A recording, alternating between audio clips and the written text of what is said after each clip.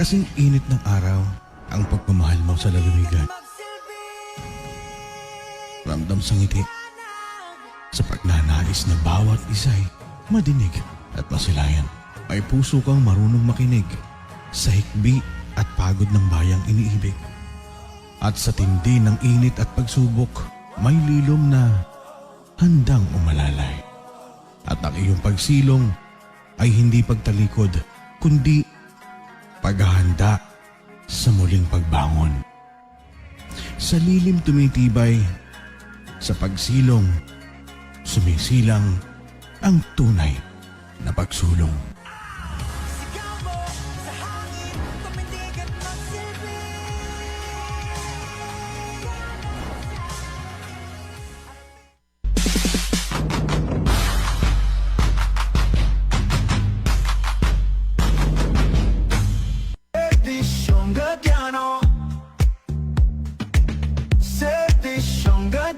Laging garantisado. La la la la la la la la la la. Servisyong Gadiano. La la la la la la la la. Damdam Lotto.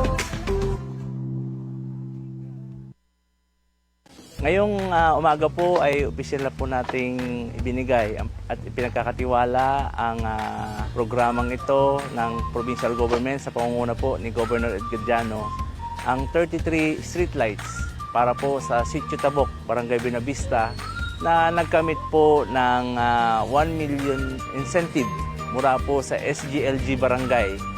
Ang Barangay Buenavista po ay isa po sa mga nagkamit nito dahil sa mabuting pamamahala at maayos na pamunuan. Malaki po ang pasalamat ng ating mga kababayan dahil tuwing gabi po ay maliwanag na ho itong tabing dagat ng sityong ito. Madalas po kasi noong wala pa mga solar street lights na to ay nagkakawalaan ng mga makina ng bangka, nakukuhanan ng gasolina yung kanilang mga lagayan ng gasolina. Sa ngayon po ay mas secured na at mas nakikita na ang dalampasigan ng Sitio Tabok. Ang ganitong mga inisyatibo ng ating lalawigan pangunguna ni Governor Ed Gadiano ay ang pagpapalakas sa mga hanay ng ating mga barangay o barangay empowerment. Kaya maraming salamat po sa inisyatibo ni Governor Ed at ng ating mga kasamahan.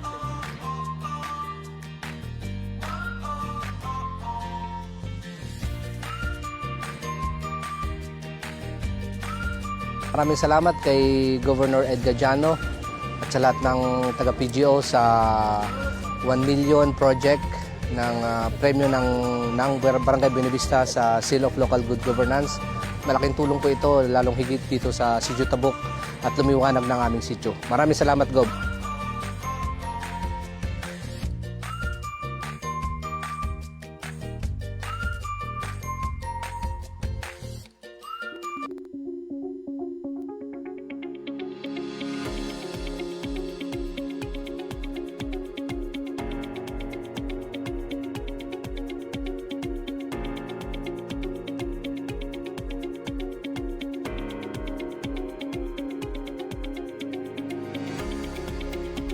Ulat sa lalawigan.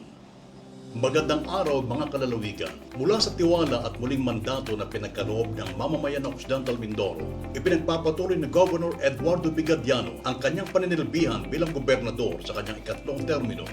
Matapos ang formal na pag-asari ng katungkulan noong ika-30 ng Hunyo taong 2025 at panunumpa sa tungkulin noong ika-1 ng Hulyo taong 2025, agad na sinimula ng administrasyon ang pagpapatupad ng mga programa at proyektong nakatuon sa patuloy na pag-unlad ng lalawigan at kapakanan ng bawat Mindoreño. Sa loob ng unang taon ng kanyang ikatlong termino, isinulong ng pamanang panlalawigan ang mga inisyatibong nakabatay sa kanyang iHearts Framework. Sa pagkakataong ito, atin pong balikan at tunghayan ang mga mahalagang tagumpay at mga hamon sa unang taon ng ikatlong termino ng ganadong panunungkulan ni Governor Eduardo B. Gadiano. Patuloy na binigyang prioridad ng pamahalaang panlalawigan ang pagpapaunlad ng mga pangunahing infrastruktura kasabay ng pagpapatupad ng mga programang nagtataguyod at nagpoprotekta sa kapakanan ng mga pamayanang katutubo. Sa kabuuan, sa pamamagitan ng tanggapan ng Provincial Engineering Office na ipatupad ang 71 proyektong pang-infrastruktura na may halagang humigit kumulang 702.42 million pesos, kung saan 52 ang ganap nang natapos at ang iba ay kasalukuyang isinasagawa. Kabilang dito ang mga gusaling pampamahalaan at pasilidad na sumasaklaw sa pagpapatayo at rehabilitasyon ng mga opisina at iba pang strukturang sumusuporta sa epektibong paghatid ng serbisyo publiko na sa katuparan din ang mga pasilidad pangkomunidad tulad ng covered courts at state facilities sa mga paaralan at barangay na nagsisilbing sentro ng aktibidad at pagtitipon ng komunidad. Sa aspeto naman ng transportasyon at konektibidad, isinagawa ang mga proyektong kalsada, tulay at kaugnay na infrastruktura na naglalayong mapabilis ang daloy ng kalakalan. Bukod sa mga proyektong pang-infrastruktura, patuloy din isinulong ng pamahalang panlalawigan ang mga programang tataguyod sa kapakanan ng mga pambayang katutubo sa pamamagitan ng pagsasagawa ng mga serbisyo caravan sa iba't ibang bayan sa ilalim ng programang End Local Communist Armed Conflict na ihatid ang mga pangunahing serbisyo ng pamahalaan, kabilang ang mga serbisyong pangkalusugan, panlipunan at pangkabuhayan sa tulong ng mga katuwang na ahensya upang mas mapalapit ang mga ito sa mga komunidad ng mga katutubo. Bilang pagkilala sa mahalagang papel ng mga katutubong leader, nagkaloob ang pamahalang panlalawigan ng insentibo sa 175 leader ng mga administratibong unit bilang pasasalamat sa kanilang suporta sa pagpapaunlad ng mga komunidad. Sa kabuuan, tuloy na pinatutunayan ng pamahalaang panlalawigan ng Occidental Mindoro ang tapat nitong paglilingkod sa mamamayan sa pamamagitan ng mga programang nakatuon sa kaunlaran, kapayapaan at serbisyong panlipunan. Sa pamumuno ni Governor Eduardo B. Gadiano, higit pang pinagtitibay ang adhikain ng isang progresibo at handang lalawigan sa anumang hamon. At sa pagpapatuloy ng ating sama-samang adhikain, higit pang pinaiigting ang serbisyo publiko na may puso at malasakit. Serbisyong ganado na, mas gaganahan pa. Isang paalala na ang bawat hakbang ng paglilingkod ay patuloy sinusulong ng may sigla at pagkakaisa para sa lalawigan ng Occidental Mindoro.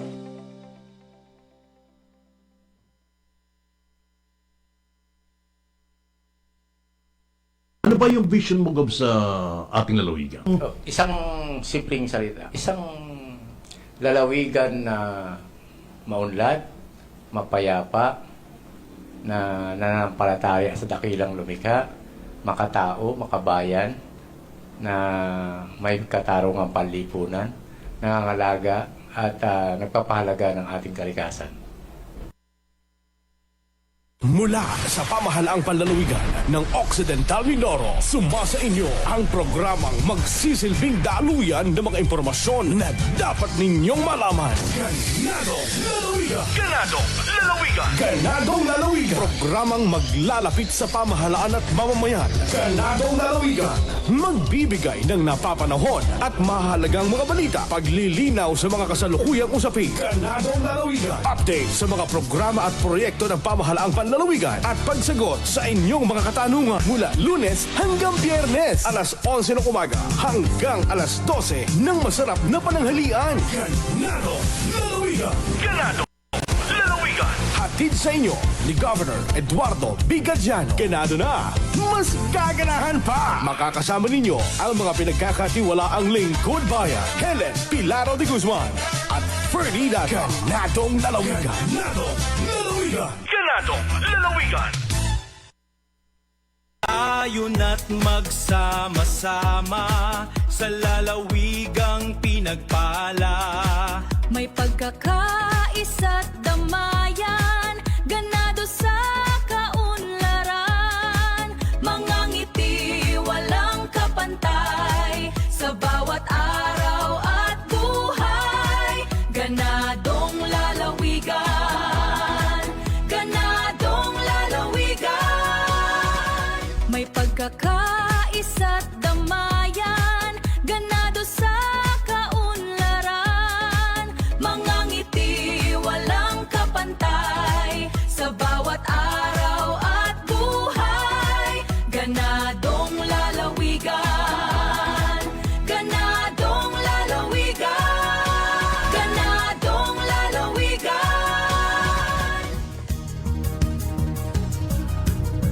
Magandang tanghali.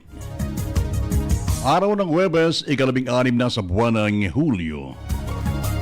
Mula sa pamalang panlalawigan ng Occidental Mindoro, sumasa niyong kalipunan ng mga balita. Lalawigang balita.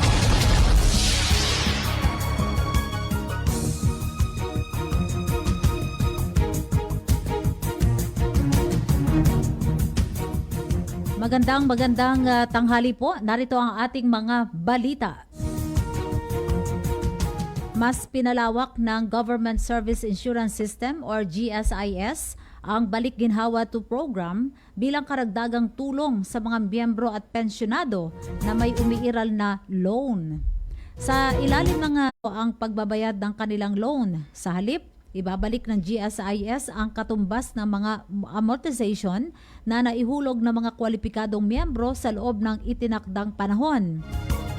Ito'y upang magkaroon ng karagdagang pondo para sa kanilang mga pangangailangan. Samantala, ipinaliwanag naman ni Isaac na ang unang Balik Ginhawa program ay sumasaklaw lamang sa 3 buwang refund.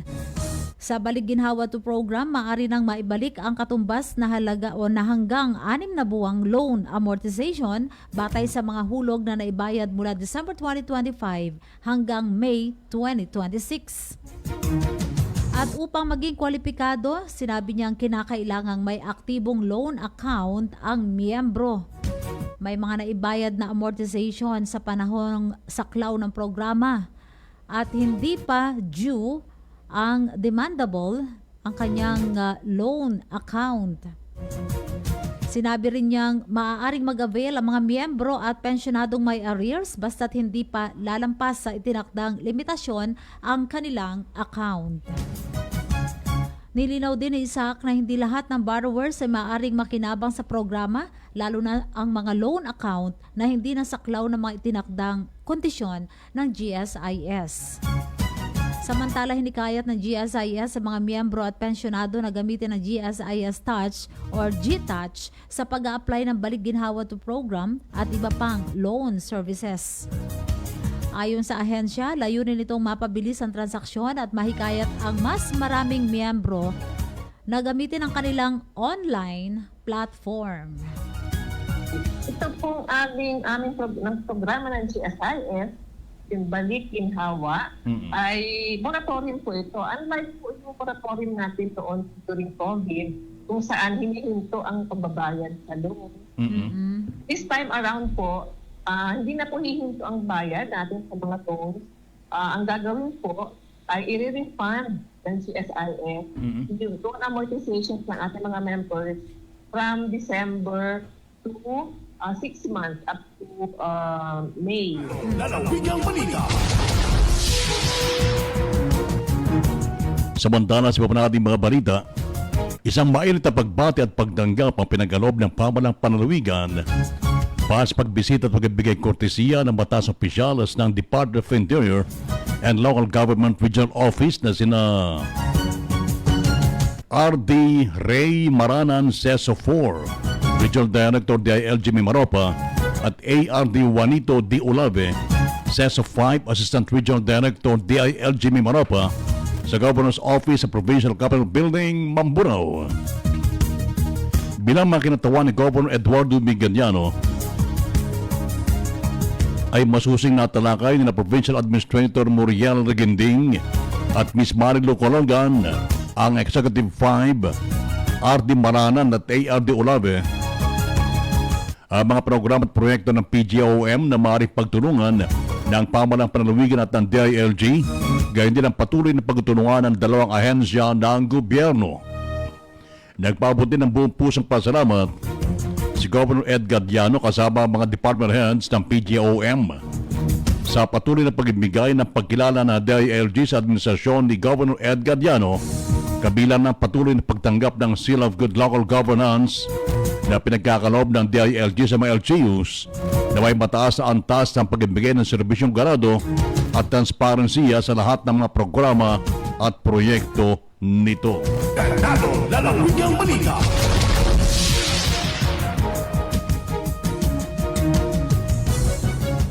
Sa iba pa nating mga balita sa inisyatibo ng Provincial Government of Occidental Mindoro, Municipal Barangay Affairs Office sa ilalim ng matatag na pamumuno ni Governor Ed Gadiano, matagumpay na naisakatuparan ng Phase 2 ng Covered Pathway Project bilang pagpapatuloy ng layunin na mapabuti ang mga pasilidad ng pampublikong paaralan sa Occidental Mindoro. Ang konstruksyon ng Covered Pathway sa Pedro T. Minjola Senior Memorial National High School na nagkakahalaga ng 500,000 pesos ay matagumpay nang natapos. Sa pamamagitan ng Phase 2, mas pinalawak ang saklaw ng Covered Pathway para higit pang mapahusay ang kaligtasan, kaginhawaan at accessibility ng mga estudyante, guro at mga bisita sa loob ng paaralan. Nagbibigay ito ng karagdagang proteksyon laban sa mga matinding init ng araw at malalakas na pag-ulan habang pinatitibay ang maayos at ligtas na paggalaw sa loob ng paaralan. Lalawigang balita. Samantala sa patuloy naman na paghahatid ng serbisyong ganado sa pamamagitan ng Provincial Government of Occidental Mindoro sa panguna ni Governor Eduardo B. Gadiano, katuwang Embao Municipal and Barangay Affairs Office sa pagbibigay ng suporta sa mga programang nagpapaunlad sa larangan ng sports at nagbibigay ng pagkakataon sa mga atletang Mindoreño na may pakita ang kanilang husay. Pinagkalooban ng pamalang panalawigan ng halagang 74,800 piso na pinansyal na tulong ang Oximin Football Association upang sustusan ang food at transportation expenses ng koponan sa kanilang paglawak sa PFF Luzon Qualifier. Sa pamamagitan ng tulong na ito, higit na napapalakas ang kakayahan ng ating mga atleta na makalawak sa mahalagang kompetisyon at may pagmalaki ang Occidental Mindoro sa mas mataas sa antas ng palakasan. Lalawigang balita.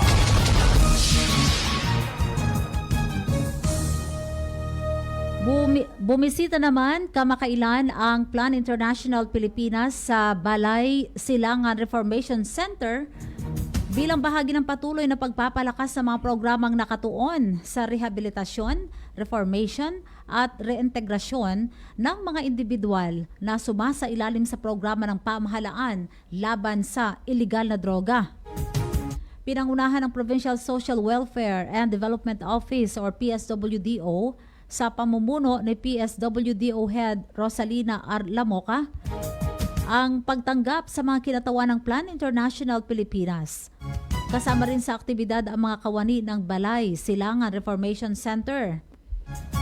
Sa isinagawang pagbisita, inspeksyon ng mga kinatawan ng Plan International Pilipinas ang kasalukuyang pasilidad at mga programang ipinatutupad sa Balay Silangan.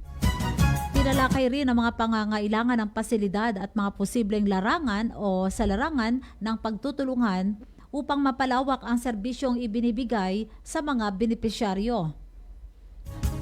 Samantala, kabilang sa mga napag-usapan ang pagpapalakas ng koordinasyon sa pagitan ng mga katuwang na ahensya para sa pagpapatupad ng mga programang pangkabuhayan, psychosocial support, values formation at iba pang aftercare services. Nagkaroon din ng palitan ng mga rekomendasyon para higit pang mapahusay ang mga programang maghahanda sa mga benepisyaryo sa kanilang pagbabalik sa pamilya at komunidad. Lalawigang balita. Samantala sa ating pong panghuling balita, ang tubig ay buhay. Ito ang isang bahagi sa mensaheng pinagkaloob ni Governor Eduardo B. Gadiano sa kanyang pagdaros sa turnover ceremony ng water system para sa Buklod Kapayapaan Association sa Sitio Artemia, Barangay Bubog, San Jacinto nakaraang araw. Ang nasabing water system ay sa napalaking tulong at kaginawaan para sa mga residente ng Sitio Artemia. Sa pamagitan din ng nasabing proyekto ay magkakaroon ng akses ang mga residente ng nasabing lugar sa malinis na tubig na kanilang magagamit sa kanilang araw-araw na pamumuhay. Sa mensahe pinagkaloob ni Governor Ed ay kanyang pinunto na ang bawat mamamayan ay may karapatan na magkaroon ng akses ng malinis na tubig sa pagtutulungan ng mga mamamayan at pamalaan at tunay na may paparating ang isang mahusay at serbisyong ganado sa mga mamamayan. Kasama ni Governor Ed Gadiano na nakiisa sa nasabing turnover sa PGO Samarica Executive Assistant to June V. Lee, Bubog Barangay Captain Honorable Dondon Aris Espiritu at Buklod Kapayapaan Association Chairman Jameson Garay. Ganado, lalawigang balita. Mga kaibigan, sa inyo pong ating mga balita ngayong Webes ng tanghali. Ako po yung nakasama, Ferdi Data. At ako po naman si Helen Pilaro de Guzman. Magbabalik po ang ating programang Ganadong Lalawigan. Isang mainit na pagtanggap ang pinaabot ng pamahalang panlalawigan sa pangunguna ni Governor Eduardo Bigadiano sa mga panauhing sina Direktor Byung Gyon Yun at Direktor Jong Ho Lim ng Amotech Ecosystem Company Limited, kasama si Ambassador Reverend John Day Gu ng Wizard Philippines. Sa istigawang courtesy call, nagkaroon pagkakataon ng mga bisita na malibot ang iba't iba't tanggapan ng pamahalang panlalawigan, kabilang ang Operation Center ng Provincial Disaster Risk Reduction and Management Office sa gabay ni Mr. Mario Morimbayan. Tidala kay sinasabing pagpupulong ang 5 grants na inlalaan ng Amotech para sa Occidental Mindoro upang tugunan ang mga hamon dulot ng climate change. 2 sa mga ito ang naipresenta, kabilang ang Amotech Purification Water System na makatutulong sa pagbibigay ng malinis na inuming tubig, lalo na sa panahon ng kalamidad. At ang GENKS o ang Green Environment New Knowledge Solution, isang makabagong teknolohiya para sa ecological restoration. Samantala, bumisita rin ang delegasyon sa Sitio Dungunan, Barangay Kasage upang personal makita ang demo farm kung saan planong subukan ang kanilang mga teknolohiya. Kasama sina Engineer Arisa Subire ng Office of the Provincial Agriculturist at AB Engineer Rodolph Acero. Patunay ito ng patuloy na pakikipag-ugnayan ng pamahalang panlalawigan sa mga international na katuwang para sa mas ligtas, mas malinis at mas maunlad na kinabukasan ng Occidental Mindoro. Hey! Hey! Mindoro! Camera up! Let's go! Kasama ng Mindoreñong vlogger si Goge! Alon ng dagat sa tuktok ng bundok, ganda ng Occidental ating isinusulong. Bawat kwento may liwanag na hatid, sa bawat barangay pag-asa'y sumisibulagan. Hindi lang content, kundi inspirasyon. Bawat upload may puso't may aksyon. Sa likod ng lens may leader na tunay, Gobel kasama sa bawat tagumpay. Sa pangpangon sa magabot ng pangarap, sa pag-asenso na sabay-sabay ang habang. Kasama sa saya, kasama sa laban, kasama sa gawa, hindi lang sa larawan. Mas gaganahan pa. Walang maiiwan sa iisang mithiin, ang bawat pangarap sabay-sabay na aabutin. Halina't sumama sa paglalakbay ng tsinelas ni Gobe. Sama-sama sa iisang layunin, serbisyong ganado nais maiparating sa inyo. Ang tsinelas ni Gobe, tsinelas ni Gobe. Bukas palad na pagtulong sa inyo'y ihahatid. Malugod na tinanggap ni Governor Eduardo Bigadiano ang pagbisita sa kanyang tanggapan ni NFA Regional Manager Beverly M. Navarro kasama ang ilang opisyal ng NFA Branch Office. Ang ganitong pagkakataon ayon sa gobernador ay sumasalamin sa matibay na ugnayan at patuloy na pagtutuluan ng National Food Authority at ng pamahalang panlalawigan para sa kapakanan ng ating mga magsasaka at mamamayan. Ito magsisilbing daan sa gitpang pagpapalakas sa mga programa kaugnay sa seguridad sa pagkain at pag-unlad ng ating lalawigan. Kasama rin sa naging panauhin sina Occidental Mindoro Branch Manager Harold Cuartero, Assistant Branch Manager Kathleen Gonzalez, Regional Economist Maria Paz de Chavez at Operations Head Francis Esteban.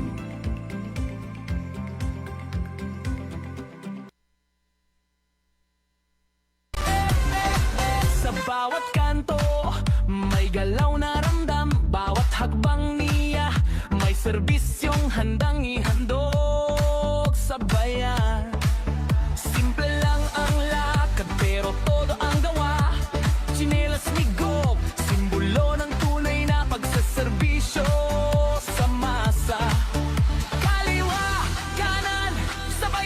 tayo. Pag may leader na tapat, todo suporta ang tao. Serbisyong ganado. Ganado na, mas gaganahan pa. Eduardo Gadiano.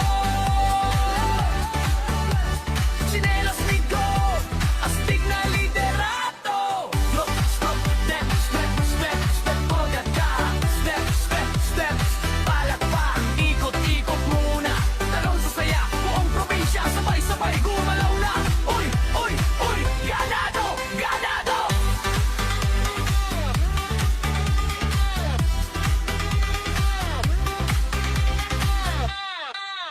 Sa bundok at dagat, tuloy ang saya. May proyekto, may tulong, may pag-asa sa bawat isa. Halina't sama-sama, tara na't pakinggan. Balitang sigurado para sa buong lalawigan. Magandang tanghali. Kailangan kasi magpatuloy yung serbisyo ng gobyerno sa tao. Daluyan ng impormasyon, programa at proyekto ng pamahalaang panlalawigan. Dito mo lang malalaman. Ganadong lalawigan, serbisyong ganado, ganado na mas gaganahan pa. Backbone ng economy natin ay agriculture at saka turismo. Boses ng Mindoreño, kasama sina Verde at Teleng. Ganadong lalawigan, serbisyong ganado, ganado. Kami po ay nagpapasalamat sa inyo, si Governor Gadiano po. Serbisyong ganado, ganado na, mas gaganahan pa.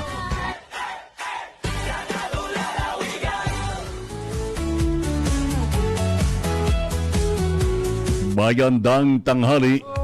Ikalabing-anim na sa July, Helen. Yes, at ngayon ay markadong markadong petsa, July 16. Dahil way back 1990, alam naman natin yung talagang anong tawag dito? 1990, ako ay grade 6 siguro dyan. Ako yata ay ipapanganak First year. pa lang.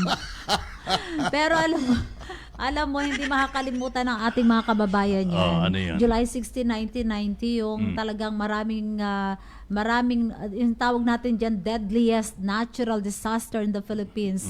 Yung lumindol ng 7.8, di ba? Oo. Na kung saan... Ganyan kalakas yung lindol kamakailan sa Tacloban. Oo. 7.8. Sobrang mga naapektuhan dito ang Baguio City, Dagupan, Sa Cabanatuan, Nueva Baguio Ecija. parang bumigay pa dyan yung Hyatt Hotel. Oo, talaga. So, di natin makakalimutan yan, ano? Pero syempre, talagang mula dyan sa mga ganyan mga pangyari sa atin dito sa ating bansang Pilipinas, ang pinaghuhugutan ng mga pagpaplano at paghahanda sa mga natural calamities na sabi nga natin, ay hindi natin mahuhulaan ng eksakto, hindi natin alam kung kailan darating, pero ang ating gobyerno may mga paghahandang ginagawa. Diba? Kaya nga, paulit-ulit natin sasabi na napakaswerte ng Occidental Mindoro dahil hindi natin naranasan yung ganyang kalalakas na mga dilubyo, mga kalamidad. Ano? Isipin sa Tacloban, katataos lamang ng 7.8 na lindol. Lakas din. Tapos may bagyo, tapos may tinatamaan sila ng mga baha. Yung same place, ano? Samantalang tayo rito, ang pagkaalam ko, Helen, naramdaman ko yung malakas na lindol. Parang isang buwan tayo ni lindol. Noong parang ito year 1986 Yung mga ganyan. na bago lumindol noon ay dumadagundong muna ang ilalim ng lupa. May ingay, no? May sound. Oo. At hindi ito nagsusway ng left and right. Usually, ganun ang galaw ng lindol. Yun ay pababa. Para kang binabayo. And after siguro 5 or 6 months, binha naman ang bayan ng San Jose. Binaha. Alam mo sa amin sa Marsan, hanggang leeg ko yung tubig baha doon. Talagang umabot sa ganon? Umabot to. Alam mo, noong sumisigaw ng mga tao dahil nandyan yung tumataas ang tubig, yung sa ilog. Kasi sa lubong yung high tide. Oo. Malapit tayo sa dagat dyan eh. Ay ngayon, hanggang bukong-bukong lang ng paa ko yung tubig. Pagdating doon sa may highway, Helen, ay hanggang hita ko na. ganong kabilis. Ang bilis. Oo. At talagang napapansin na din natin ngayon, hindi na pangkaraniwan yung mga nangyayaring pagbaha dito sa Occidental Mindoro. At isa yan, Helen, kung bakit ngayong buwang ito ay pinagdiriwang itong National Disaster Resilience Month. Yes, ngayong buwan ng July. Ngayong buwan ng July, ito'y bilang paghahanda, ano man ang mangyaring o dumating sa ating buhay na kalamidad. Kasi sabi nga nila, napapansin, ngayon ay palakas ang mga bagyo for super typhoon na. Kaya ano ba ang dapat gawin, paghahanda ang dapat gawin natin? Kaya dito, itong NDRRM ay nagkaroon ng programa na 1-month celebration ito. Ito nga yung National Disaster Resilience Month na kung saan dito sa atin, Helen, ay may mga aktibong paggalaw din o paggawa ang ating PDRRMO. Ayan. So mamaya ay pilitin natin na makasama ang ating kasamahan mula dito sa PDRRM para maibalita niya at maipaalam niya sa publiko ang mga activities na ginagawa po ngayon dito sa Occidental Mindoro o lalo na dito particularly in bayan ng San Jose, Occidental Mindoro, kaugnay ng tinatawag na nating NDRM, National Disaster Resilience Month ngayon po, So mamaya po ay asahan po natin na meron tayong makakasama para siyang magbalita officially ng mga kaganapan kaugnay po ng activities ng ating selebrasyon. Batiin muna natin ang mga nakikinig at nanonood sa pamamagitan ng ating Facebook Live, sa pamamagitan ng PIO online radio at syempre unang-una natin nakita dyan. Happy watching and thank you for watching Marlon Manalo. Yan, si Marlon Manalo. At syempre binabati din natin special greetings kay Emmy De Vela Sobrevega dyan sa Santa Teresa sa bayan ng Magsaysay. So, happy listening. At syempre batiin din natin si Raydan Bade, Si Raydan Bade. Yan, special greetings para sa iyo. And syempre binabati din natin nakikinig ngayon diyan sa Solid Food Station. Yan, sina Tess, sina Auntie Tebong, si Uncle Wilbur at yung mga masasarap nilang magluto diyan ng kanilang ang tawag natin diyan for the ay lutong bahay. Yan, sa mga lutong bahay na ino-offer ng Solid Food Station. Parang ginutom ako agad ngayon. Parang ginutom na ako, Ernest, Ano? May kausap tayo kanina before yung ating program. Sana tatalakay natin itong programa sa itong tungkol sa National Disaster Resilience Month. Ito yung siya ang warning division chief ng PDR. Shout out mo talaga, ha? Na si Pinky. Kaya lang, sabi nga niya, siya ay papunta rito. On the way siya to San Jose from Mamburao. Naka-mobile pala Naka-mobile kasi kanina, nung tinawagan ko siya kanina, before 11, before mag-start na ating program, sila ay nasa Santa Cruz na. Alam natin, Santa Cruz, Sablayan, yan ay mga dead spot, kaya mga walang, sabi nga sa atin, baka pag tawag sa akin ko efforts mamaya, wala akong signal. Kung tatry ako natin, tinry ko, wala nga. Nagsabi siya ng totoo. Malay mo, tumatakbo na siya dito papunta sa sa ating sa Barangay Magbay. Kasi kaya papunta rin siya rito, Helen. Para din makiisa dito sa activity na ginagawa ng PDRRM dito sa Samaricay area na tree planting activity na ginagawa. Okay. At ito, Helen, ay ngayon naghahanda sila, actually nung panakaraang araw naghahanda na sila hanggang ngayon sapagkat bukas isasagawa itong tree planting activity dito sa Barangay Murta. Sitio Yawi-Yawi 2, Barangay Murta. Yeah, dito po pagka yan binanggit na Yawi-Yawi, saan yan, Helen? Sitio yan Sitio ang Yawi-Yawi. Bahagi ng Barangay Murta. Alam ko nga. Kasi binabanggit natin. Pero saan mismo sa Murta yung Yawi-Yawi, di ba? Ang pagkakaalam ko dyan sa may breeding station, Diyan sa may breeding station. Okay. Parang dyan yung laging pinupuntahan ng mga ilang araw na laging tumatakbo tong ating mga kasama dito sa PDR. Ang breeding station malapit sa dating ospital. Oo, yung dating lumang dating Morta district District hospital. Hospital, oo. Oo, sige, tingnan natin bukas. Kasi bukas ay... Kasama kayo ron. kasama tayo. Mag-represent kasi bawat tawag dito, bawat ahensya, bawat opisina, bawat departamento ng Provincial Government of Occidental Mindoro ay kinakailangan magkaroon ng partisipasyon. Merong limang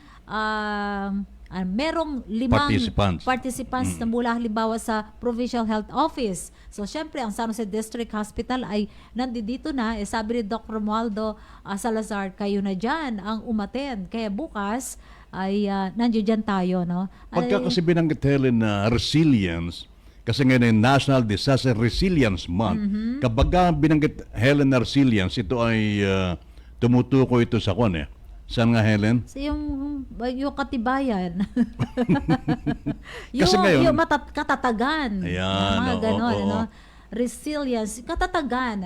Maging matatag pwede tayo. rin itong parang tibay ng loob. Yung parang... Kumbaga, lagi tayo nakakatayo, lagi tayo nakakatindig. Yan. Lalo na kapag halimbawang tayo ay nasasalanta ng iba't ibang uri ng kalamidad. Yes. Itong gagawing tree planting activity ng Ano kaugnayan PDRRMO. yan?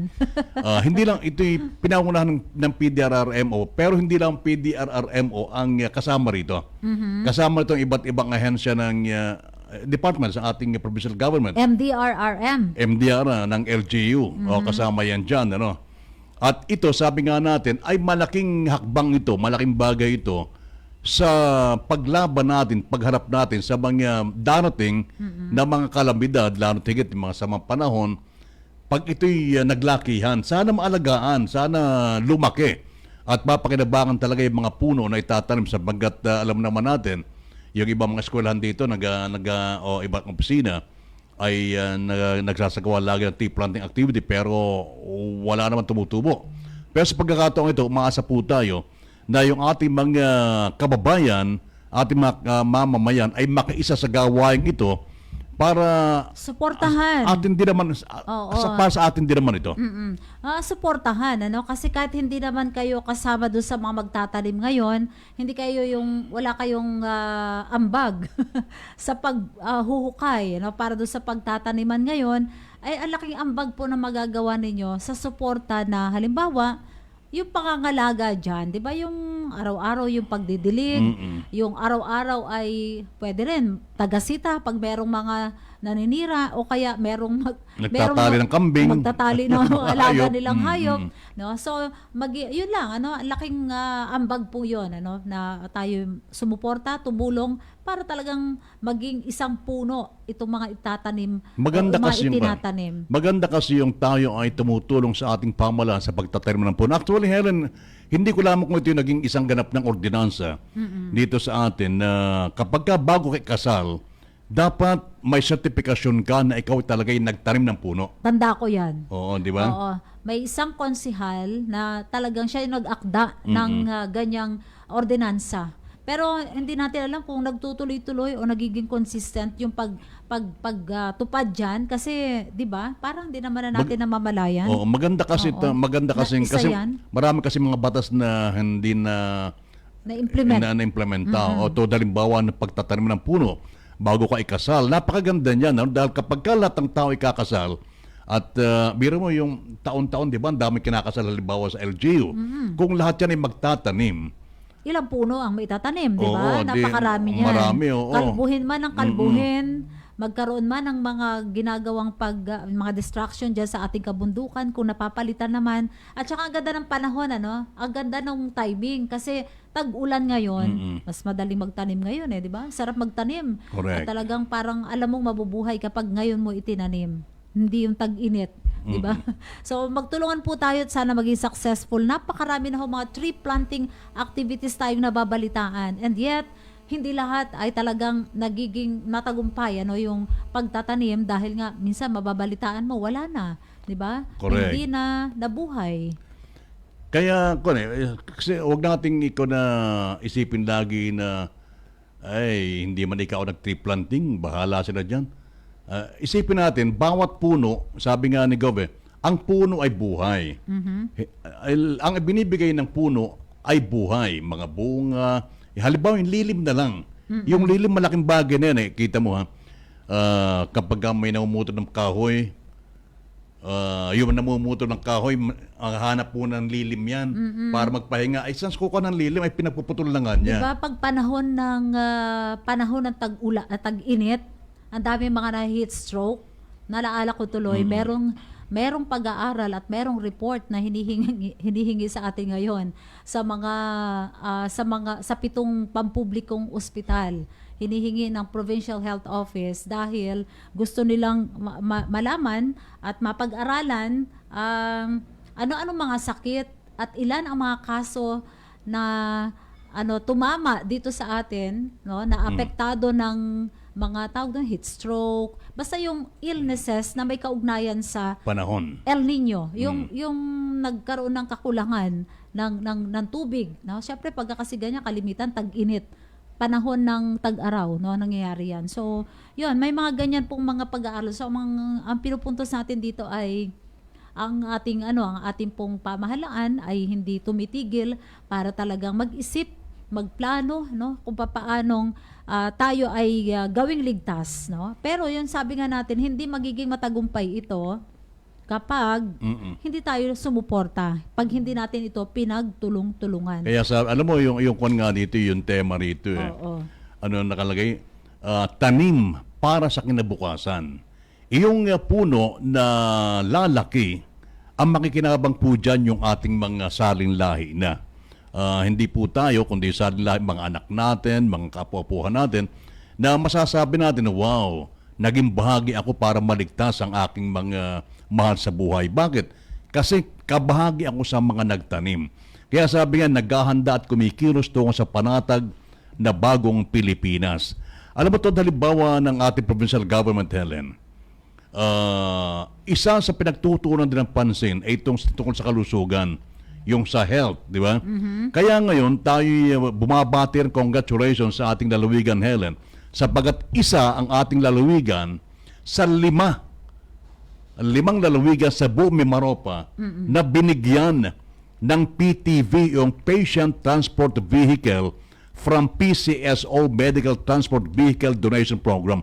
Pagka binanggit, Helen, na PTV, Patient Transport Vehicle, ito ba ay ambulance o hindi? Hindi. Iba yung transport vehicle dun sa ambulance mismo. Oo. Pero kasi may mga tawag dito, ginagawa, hindi ko sinasabing dito. Pero mayroong iba dito na parang kino-convert o parang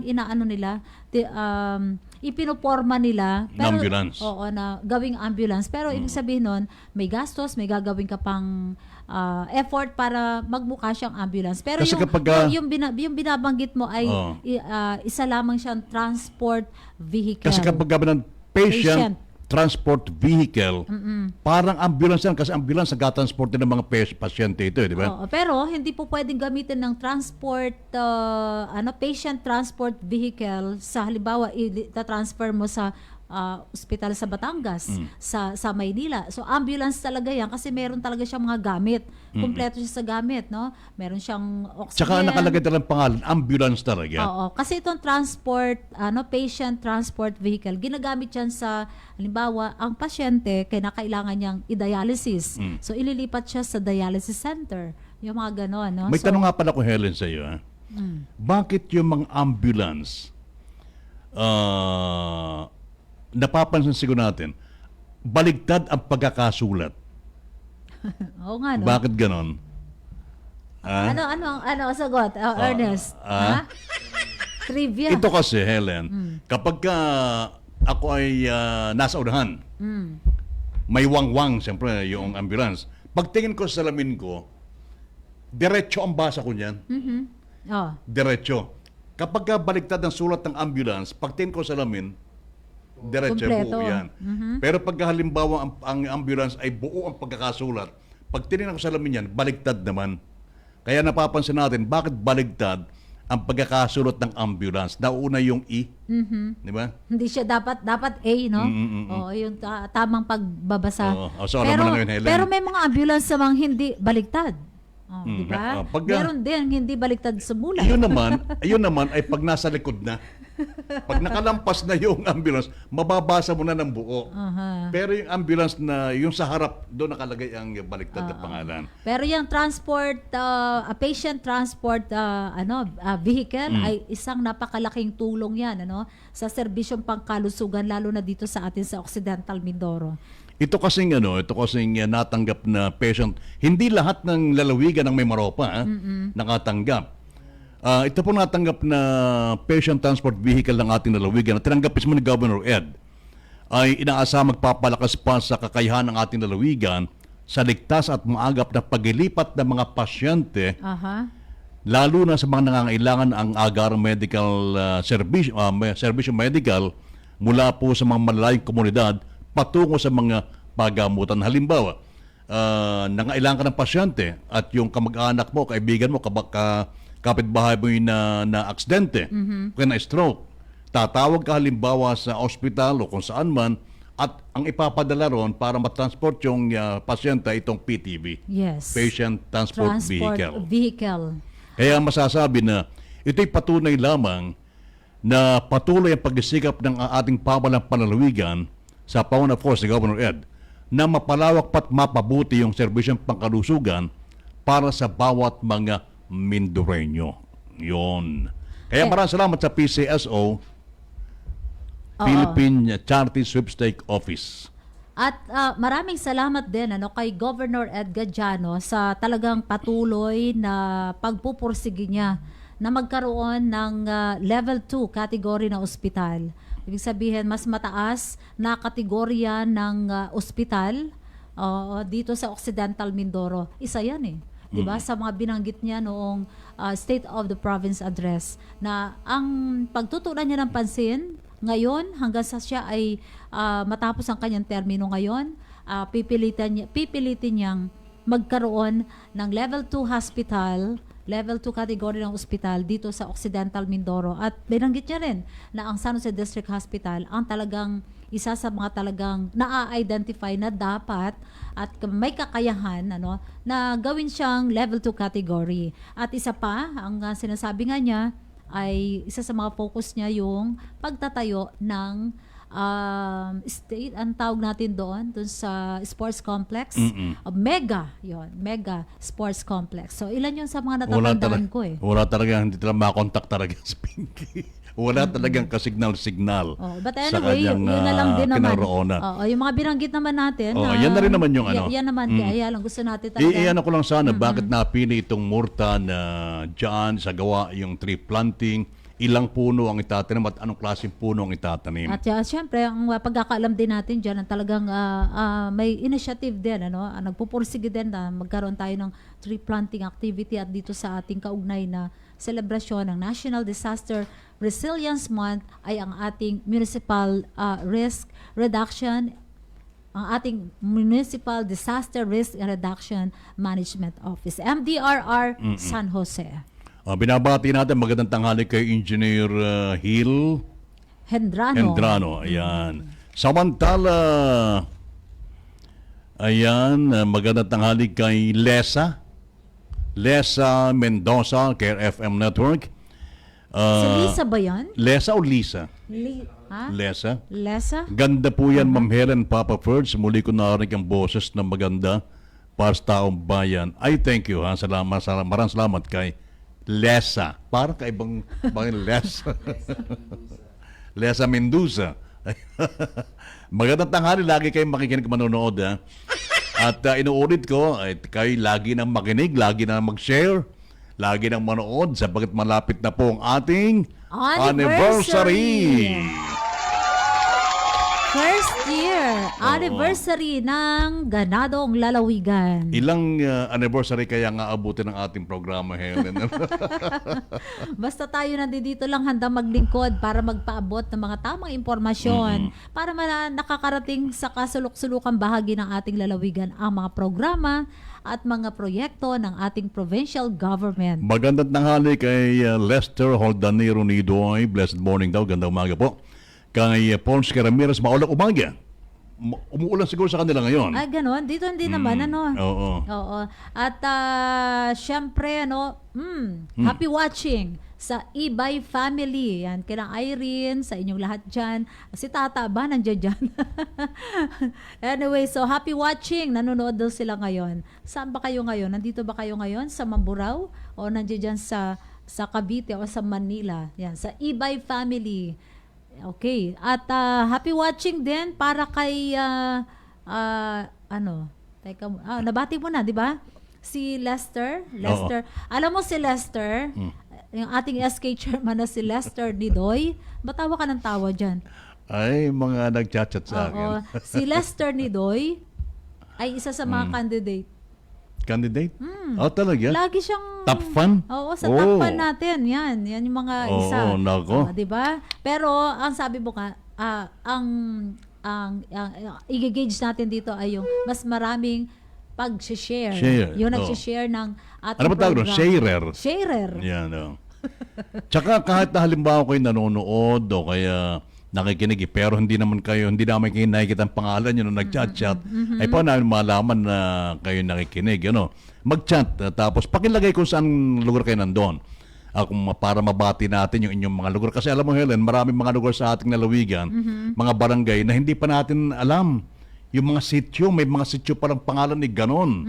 Ay pakilagay kung saan lugar kayo nandun, ha? Ayun. Oo. Pero sina Edson, si Irene at si Tata, ang Ibay family nasa Parañaque nga pala. Oo.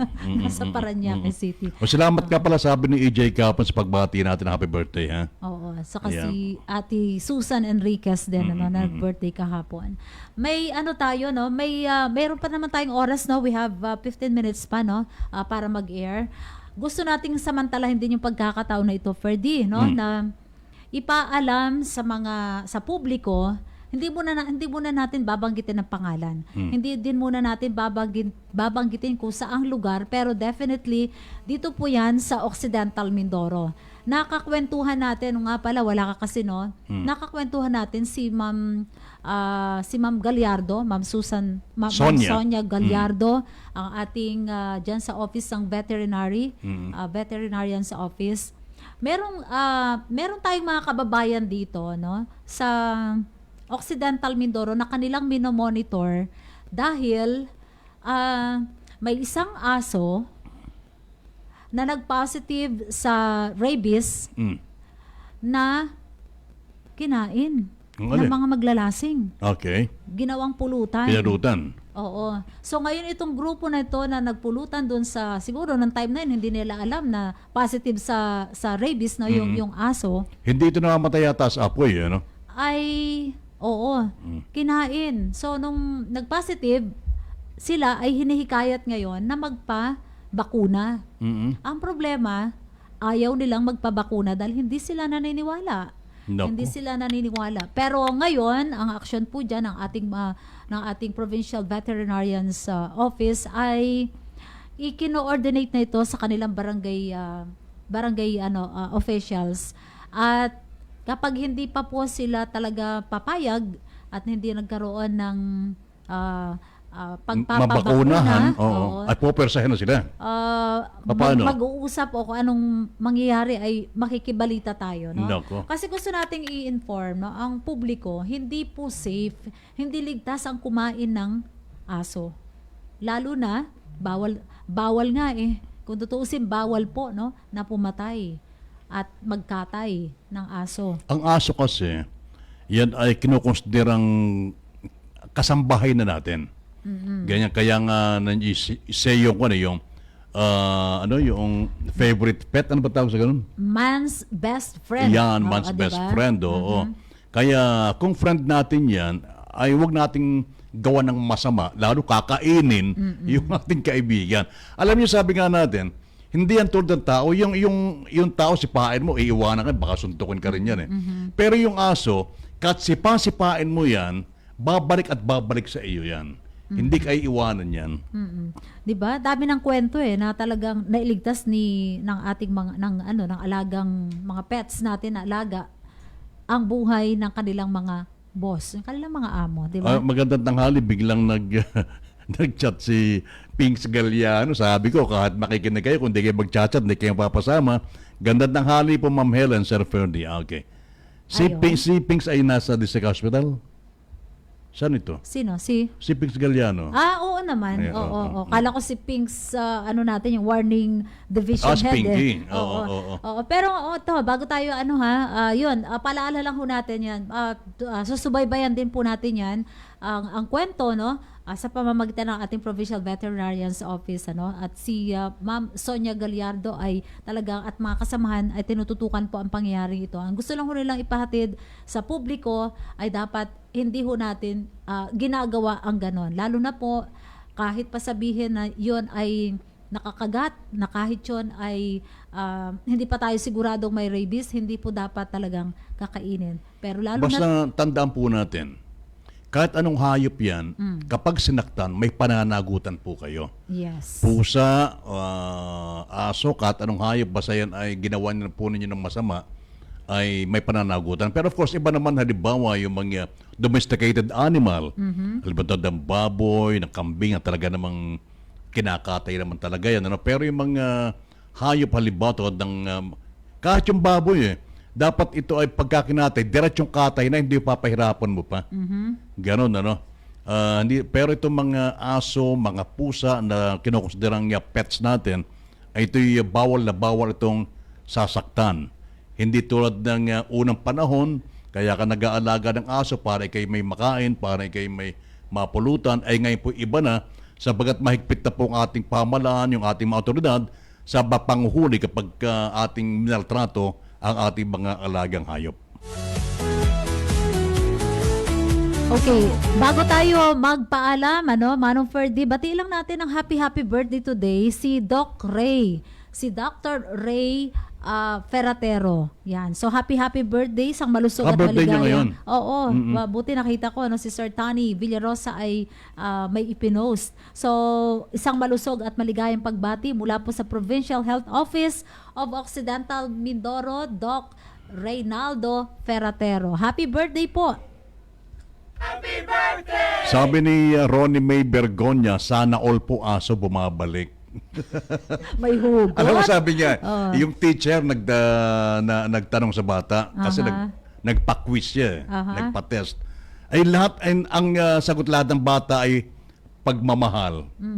Ay sabi ng teacher, bakit di ka sagot mo lahat ay pagmamahal, 1 to 10 pagmamahal.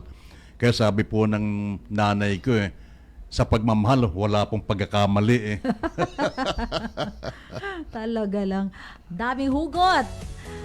Alright, Helen, tayo papaalam na mo, tayo may mahalagang bagay pang aasikasuhin ngayong umagang ito. At again, bukas po, kita-kita ho tayo. Suportahan natin ang tanim para sa kinabukasan, kaugnay pa rin ng ating National Disaster Resilience Month Celebration.